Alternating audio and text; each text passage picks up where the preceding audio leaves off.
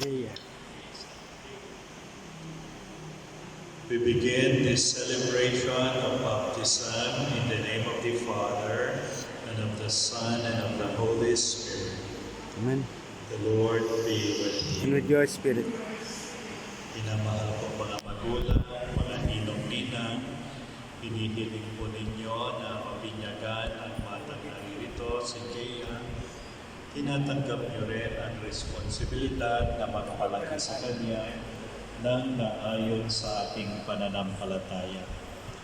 Kayong mga magulang, sa pamamagitan ninyo, nabigyan niyo ng buhay si Kea. Sa pamamagitan niyo rin, maihahanda ninyo siya tungo sa kanyang kaligtasan. Kayo po